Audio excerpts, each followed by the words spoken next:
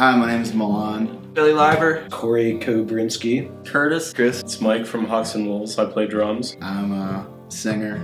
I play guitar. Keyboards and do programming. I play bass. I play guitar and I sing. In Hawks and Wolves.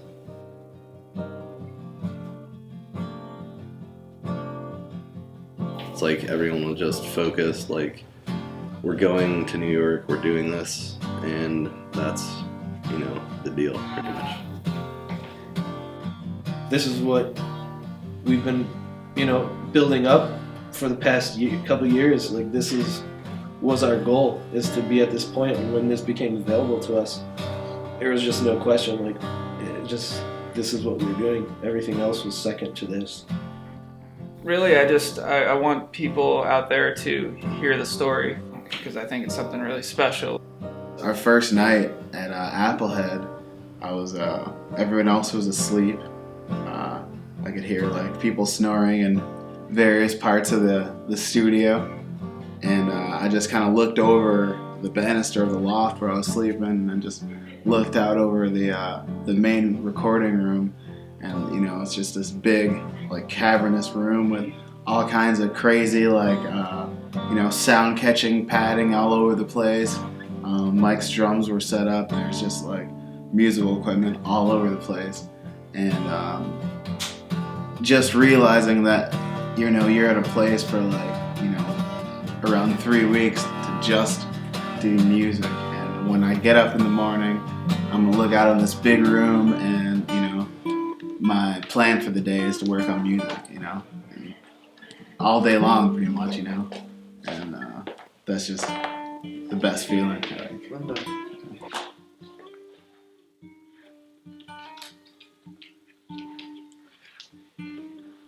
anyone have a real pick on them? It should be like the orange one that you gave me in there.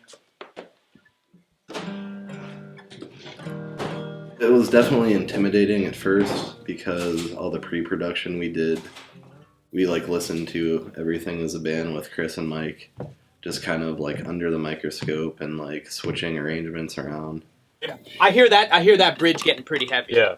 Like some big fucking power chords and shit, like just fucking soaring, and then it'll suck up into that instrumental bit.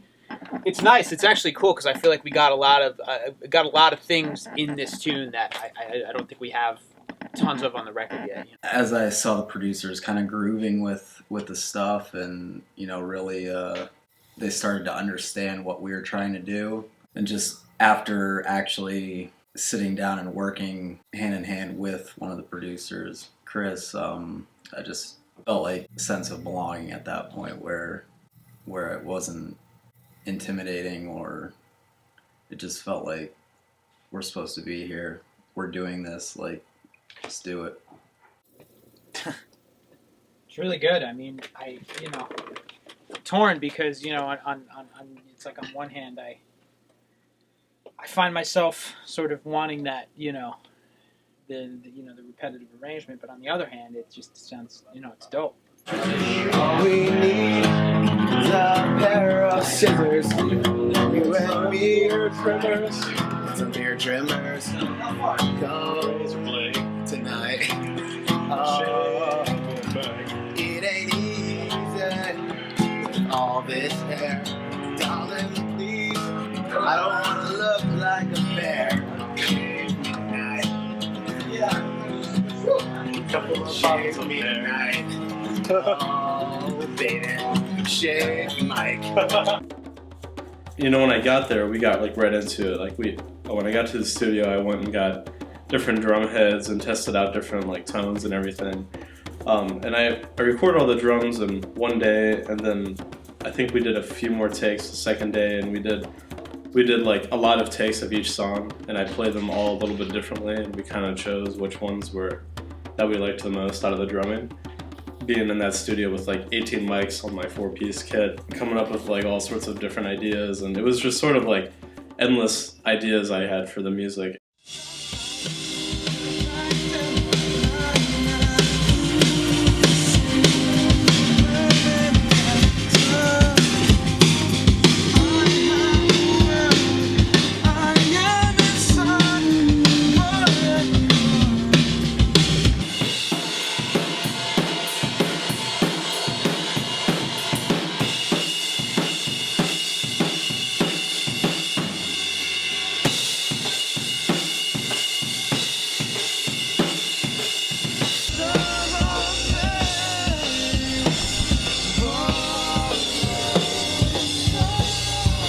Okay, I'm good. No, all in all, it was a great experience just being out in the woods. It was like 17 acres, and just like hanging out with the guys and just making music. It was fantastic. There was no like no negative to it. It was awesome. The whole thing was great. Hey, Chuck. He said to make sure just try to be quiet. After this, no noise. Good. Okay.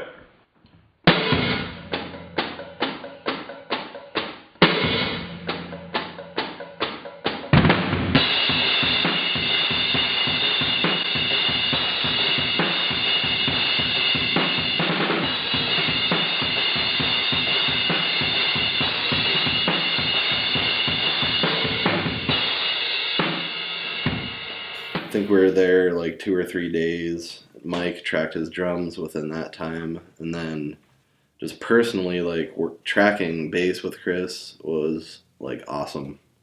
It's like he was a bass player too, and I didn't even know that until I got there. Good job on the research on that, but just he made it so easy, and like it's really hard, like, moving that fast pace. Because, you know, if you miss a take or something, it's like, okay, 3 seconds and then bam, like, start again, or mess up again. Oh, bam, next take, you know.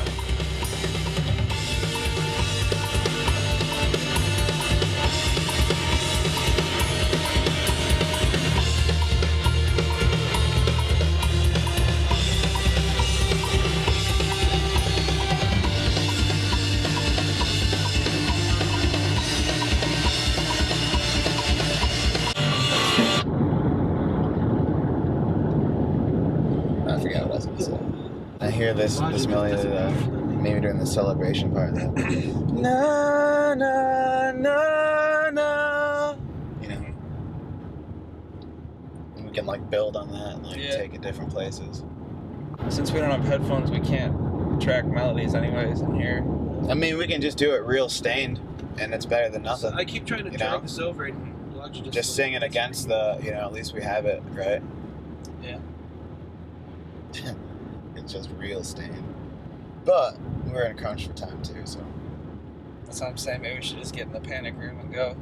The thing that I was worrying about the most was just being prepared for my role in the record and telling the story. And I wanted to make sure that when it was my time to step into the recording booth and step up to the plate, that I would be lights out and just do my part well. Sorry, you're gonna have to bear with me on this too, because I'm not used to the structure, so Okay. I'll do my best.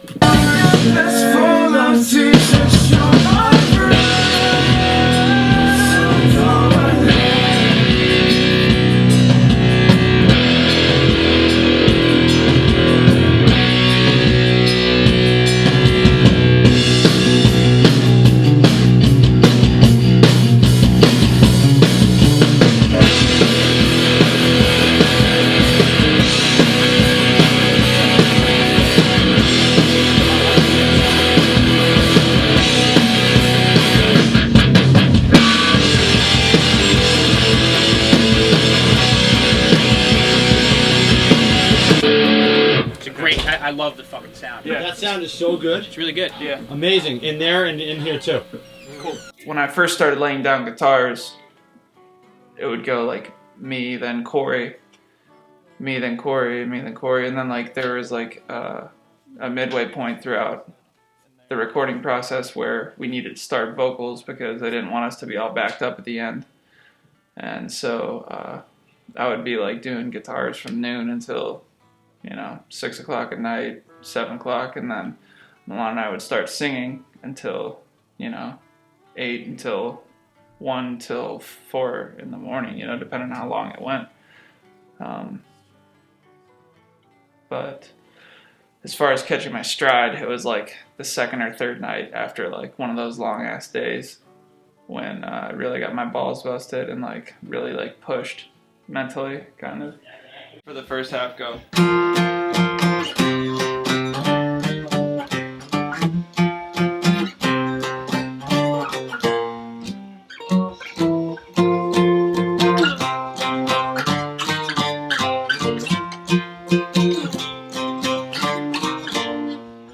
And then when like the second half comes in, you go.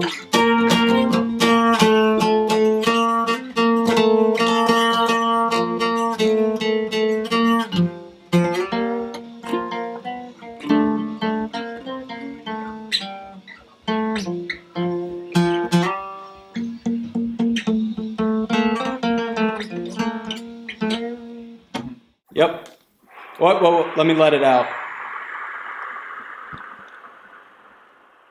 Sounds like breath. Okay. Do do do do do.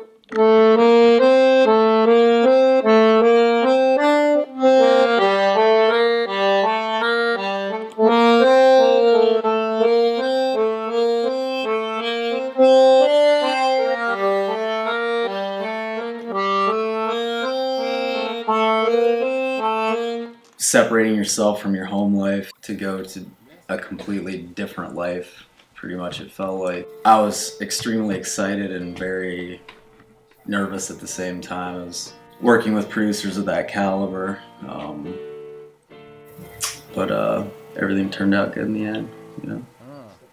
We felt ready when we left, so that was good. Were you just listening, or were you want me to punch? Okay.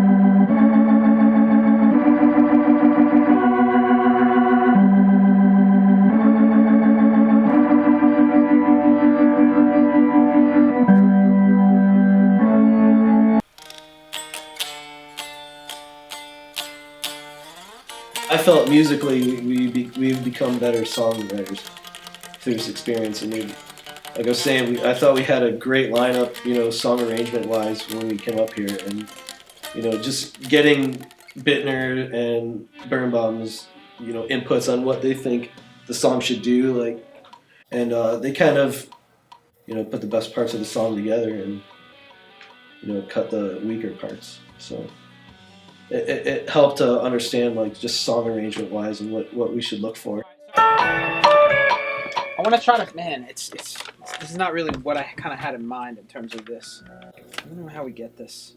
I really have kind of a very specific thing in mind, and I think it'd be really cool if we can figure out how to get it. It was just like a single note thing, or it's just like a, you're kind of on it, but it's too, like, we got to come up with something even like simpler. Yeah, like not so like tappy, and just kind of something that's really like even if it were like two notes.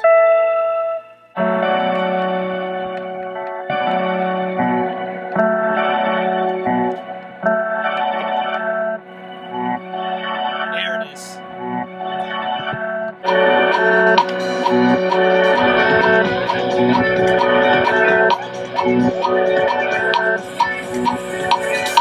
Hey, Billy? There's something after we could put in?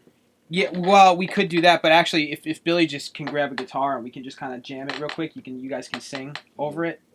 I can just hear it and make sure it's happening. We take no pleasure in the struggles of men.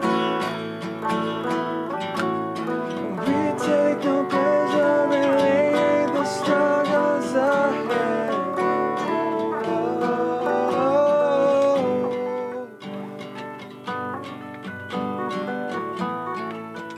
That's the new one, right? That's the one you do now? Yeah. I like that one better.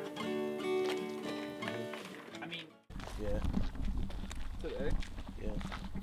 We have a good story with this, you know, a good concept album. We have a great story, you know. Again, I think people can relate to it, and it's, you know, it's done in a really good way.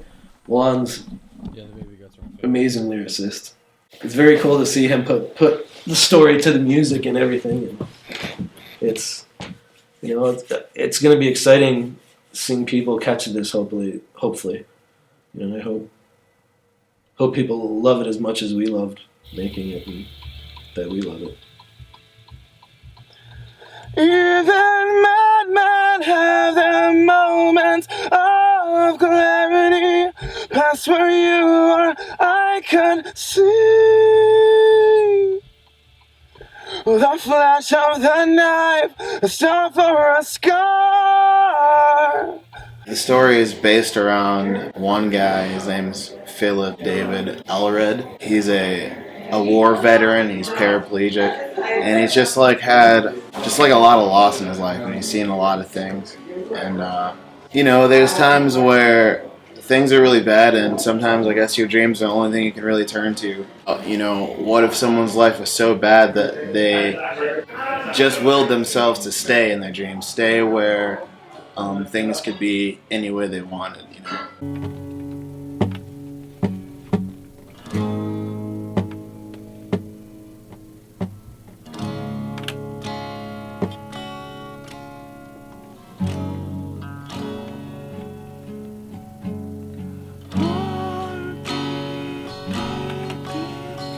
Eyes blinking, I am holding more from just your voice. Beep, beep, beep. Eyes blinking, I am holding more from just your voice. We really wanted to just make like a ball of art, you know? Music to a story, art to it, just like a lot of levels.